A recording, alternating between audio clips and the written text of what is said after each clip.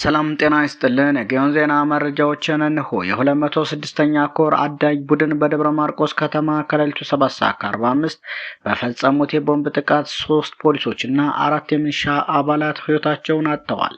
206ኛ ኮር አነፍናፊ አዳኝ ቡድን በደብረ ማርቆስ ከተማ ከሌሊቱ 7:45 በፈጸሙት የቦምብ ጥቃት በ10 ሚሊሻና ፖሊሶች ላይ ከፍተኛ ጉዳት ደርሷል። ምሽቱ ተገን አድርገው በአብማ ክፍለ ከተማ ልዩ ቦታው በነገማ አካባቢ ለቅኝት በሚንቀሳቀሱ አንድ ጋንታ የጠላት ኃይል ላይ ጥቃቱ ያነጣጠረ ሲሆን 3 ፖሊሶችና 4 ሚሊሻዎች ሲሞቱ አንድ ፖሊስና 2 የሚሊሻ አባላት እንዲሁ ከባድ ቁስለኛ መሆናቸው ተረጋግጧል። የ206ኛ ኮር አዳኝ ቡድን በደብረ ማርቆስ ከተማ እያደረሱት ባለው የቦምብ ጥቃት አደጋ ላይ የወደቁ የአድማ ብተና አባላት እንዲሁም በ24 ሰዓት ውስጥ 15 የሚሆኑት 206ኛ ኮር 14ኛ ክፍለ ጦር ጅብላ ሞተራ ሻለቃ መቀላቀላቸው የሚታወስ ነው ሲል አፋብን ቴዎድሮስ 206ኛ ኮር ህዝብ ግንኙነት ገልጿል። በተያያዘም የአፋብን ቴዎድሮስ በጎጃም መጠነ ሰፊ ድል ተቀዳጀ። የሰድና ደጋዳሞት ወረዳዎችን ሙሉ በሙሉ ነፃ ወጣ። የአማራ ፋኖ ብሔራዊ ንቅናቄ ቴዎድሮስ በሰሜንና በምስራቅ ጎጃም 4 አቅጣጫዎች በወሰደው ተቀናጀ መጠነ ሰፊ የማጥቃት እርምጃ 2 ወረዳዎችን ሙሉ በሙሉ ነፃ ማውጣቱን በአገዛዙ ጦር ላይ ከባድ ሰብአዊና ቁሳዊ ኪሳራ ማድረሱን አስታውቋል። እዙ በአዴት በጎንጅ ቆለላ በደጋዳሞት በሰዴ ግንባሮች በወሰደው በዚህ ወታደራዊ ኦፕሬሽን የአገዛዙን ወታደራዊ ይዞታዎች ከማፍረሱ ባለፈ ከፍተኛ ፖለቲካዊና ስነ ልቦናዊ ድል ተቀዳጅተዋል። በሰሜን ጎጃም ዞን የሚንቀሳቀሱት የእዙ 102ኛ ኮር በአዴት ከተማ መሽጎ የነበረን አንድ ሙሉ ሻለቃ መደምሰሱን የገለጸ ሲሆን ለ1 ዓመት ያህል የጠላት ማዘዣ ጣቢያ የነበረውን የአዴት ፖሊስ ጣቢያን በቁጥጥር ስር አውሏል። በዚህ ስኬታማ ኦፕሬሽን አገዛዙ ፋኖን ትደግፋላችሁ በሚል ረጅም ጊዜ በግፍ ሲያሰቃያቸው የነበሩ 206 የፖለቲካ እስረኞችን ማስለቀቅ ተችሏል። በተመሳሳይ ሰዓት በጎንጅ ቆለላ ከተማ መሽጎ በነበረው የጠላት ኃይል ላይ በተወሰደ እርምጃ 103 የአገዛዙ ታጣቂዎች ተደምስሰዋል። በእነዚህ 2 ግንባሮች ብቻ 217 የነፍስ ወከፍ መሳሪያዎችና ከ31 ሺህ በላይ ልዩ ልዩ ተተኳሾች በፋኖ እጅ ገብተዋል። የድል ዜናው በደጋዳሞት ግንባር የቀጠለ ሲሆን በ109ኛው ኮር አማካኝነት በተከናወነ ኦፕሬሽን 105 የጠላት ኃይሎች ሲደመሰሱ አንድ ሌተናል ኮሎኔል እና 100 አለቃን ጨምሮ 43 የጠላት አባላት በነፍስ ተማርከዋል። በዚህ ግንባር ብቻ 180 ክላሽንኮቭ፣ 9 ብሬን፣ 3 ስናይፐር እና 3 መኪናዎች ከመያዛቸው ባለፈ ከፍተኛ መጠን ያለው የምግብና የነዳጅ ሎጂስቲክ መማረኩም ተረጋግጧል። በሌላ በኩል በሰዴ ግንባር በተደረገው እልህ አስጨራሽ ውጊያ 167 የአገዛዙ ወታደራዊ የጸጥታ ኃይሎች የተደመሰሱ ሲሆን ወረዳው አሁን ላይ ሙሉ በሙሉ በአፋብን ቁጥጥር ስር ይገኛል። በዚህ ግንባር 9 መኪናዎችና 15 የሞተር ብስክሌቶች ከመማረካቸው ባለፈ 29 ምርኮኞች ተይዘዋል። ይህ ወታደራዊ ስኬት በአገዛዙ ፖለቲካዊ መዋቅር ላይ ከፍተኛ ድንጋጤ የፈጠረ ሲሆን የሰዴና የደጋዳሞት ወረዳዎች ሙሉ በሙሉ ነፃ መውጣታቸውን ተከትሎ የአካባቢው የብልጽግና አመራሮች ይዞታቸውን ጥለው ወደ ባህር ዳር፣ ፍኖተ ሰላም፣ ደብረ ማርቆስ መፈርጠጣቸው ተገልጿል። የአፋብን ቴዎድሮስ የህዝቡን ህልውና ትግል በላቀ ድል ለማጠናቀቅ ቀሪ አካባቢዎችን ከአገዛዙ ጭቆና ነፃ ለማውጣት ኦፕሬሽኑ ተጠናክሮ እንደሚቀጥልም አረጋግጧል።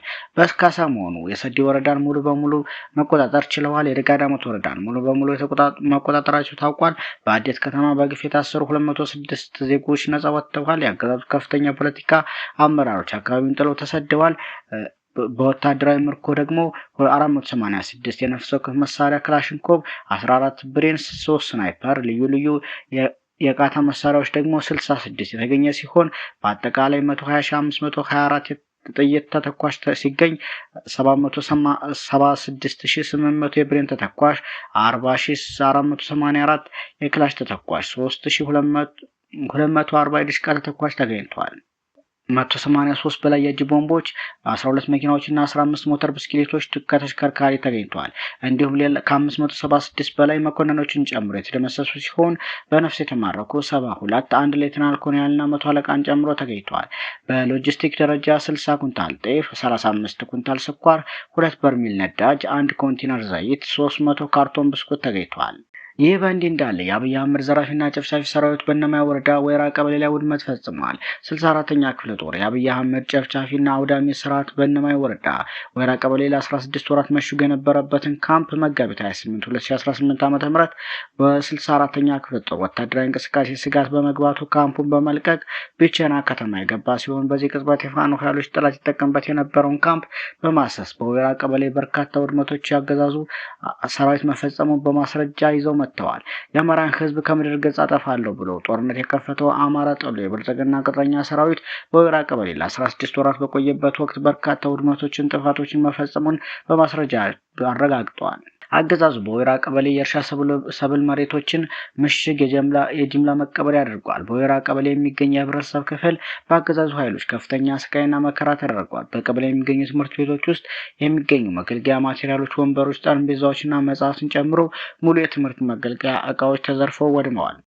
ትውልዱ ትምህርት የቀስመበት የነበረው የትምህርት ተቋማት ሙሉ በሙሉ ወድመዋል። በወይራ ቀበሌ የሚገኙ የህብረተሰቡ ክፍል መኖሪያ ቤታቸው የሚጠቀሙባቸው ቁሳቁሶች በሙሉ ወድመዋል፣ ተዘርፈዋል። ህጻናት፣ እናቶች በአገዛዙ ሰራዊት ተገደው ተደፍረዋል። ወጣቶች፣ አዛውንቶች፣ የቀበሌ ነዋሪዎች በአገዛዙ ሰራዊት በግፍ ተደብድበው ተገለዋል። በእነማይ ወረዳ ወይራ ቀበሌ የትምህርት ተቋማትን ካምፕ አድርጎ ይገኝ የነበረው የአገዛዙ ሰራዊት በርካታ ንብረቶች መውደሙንና በቀበሌው ይኖሩ የነበሩ የማህበረሰቡ ክፍል በአገዛዙ ዘራፊ ኃይሎች ሀብት ንብረታቸውን ማዘዝ እንዳይችሉ በአገዛዙ ሀብት ንብረታቸውን በየቀኑ እንደሚዘርፋቸውና እንደሚታሰሩ እንዲሁም የትምህርት ተቋማት መውደማቸው በቦታው ላይ ለተገኘ የእነማይ ወረዳ ጊዜያዊ መንግስት ሚዲያ ክፍል በአካል አስረድተዋል። በእነማይ ወረዳ ወይራ ቀበሌ አገዛዙ ካምፕ አድርጎ የሚጠቀምበት ትምህርት ቤትና የአርሶ አደሮች የቤት ዕቃ በአምባገነኑ አብይ አህመድ አገዛዝ ሰራዊት የትምህርት ተቋሙ ውስጥ የሚገኙ መገልገያ ቁሳቁሶች በሙሉ መውደማቸውም ታውቋል ሲል የአፋብኃኝ ቴዎድሮስ 201ኛ ኮር 64ኛ ክፍለ ጦር ህዝብ ግንኙነት ኃላፊ ገልጸዋል። እንዲሁ እውነተኛ ታጋይ ሊባል የሚገባው ሲሞት ብቻ ነው። ሞት እውነት ነው። ለህዝባቸው ብለው ደማቸውን አፍስሰው ስጋቸውን ቆርሰው ውድ ህይወታቸውን ገብረው ትግሉን አስረክበውናል ሲል መቶ አለቃ ዮሴፍ አስማረ ገለጸ። ነገር ግን የእውነተኛ ታጋዮችን ደም ረግጠው ከጠላት ጋር መሰለፍ የይሁዳነት ግብር ባህሪ ነው። ይሁዳ አምላኩን አሳልፎ በገንዘብ ሸጠው ዛሬም የአማራን ህዝብ መከራ ሰቆቃ ለሆዳቸው ሲሉ የወንድማቸውን ደም በጥቅም ቀይረው ከጠላት ጋር በመሰለፍ ህዝባቸውን የሸጡ ባንዳዎች አሉ። ይሁዳ በመጨረሻ ታንቆ ራሱን ያጠፋው። እነዚህ ከሃዲዎች ራሳቸው እንደሚያጠፉ ጥርጥር የለኝም። ለዓላማ የወጣ ሰው ምንም ምክንያት አያስፈልገውም። ምክንያቱም የወጣለት ዓላማ ለስልጣን፣ ለጥቅም፣ ለዝና፣ ለኃላፊነት ስላልሆነ ትናንት የተሰዉት ወንድሞቻችንን ጎጥ፣ ሰፈር፣ ዘመድ ለመጥቀም ብለው አይደለም ለህልውናቸው ብለው ነው። ሰው ሊታመን የሚገባው ሲሞት ብቻ ነው። ምክንያቱም የሞቱት ወንድሞቻችን የእውነት ሞት ስለሆነ ለህዝብ መታመን ማለት ማውራት ሳይሆን ሆነን መገኘት ነው። በተለይ አመራር ስትሆን ፍትሃዊ መሆን፣ ሁሉንም አባል በኩል አይን ማየት፣ ከጎጥ አስተሳሰብ መውጣት፣ አሰራርን መከተል፣ የኔነት መንፈስ መቅረፍ፣ ለሞት የወጣ መሪ ለውሸት ኑሮ ላለመኖር መታገል፣ የሚመራውን አባል በጎጡ ሳይሆን በስራው መመዘን፣ ባልባልታ ወሬ አለመስማት፣ ለተጠያቂነት ራሱን ማዘጋጀት፣ በፈተና መጽናት፣ ታማኝነትን በጽናት ማረጋገጥ፣ የተሰጠውን ኃላፊነት ሰርቶ ማሳየት፣ ለመሞት ዝግጁ መሆን። ምክንያቱም ሞት የእውነት ስለሆነ የሞተ ሰው ታማኝ ነው። ምክንያቱም ሞቶ አሳይቶናልና ሲል ይገልጻል። ሰሞነኛ መረጃዎች እነኝን ይመስሉ ነበር።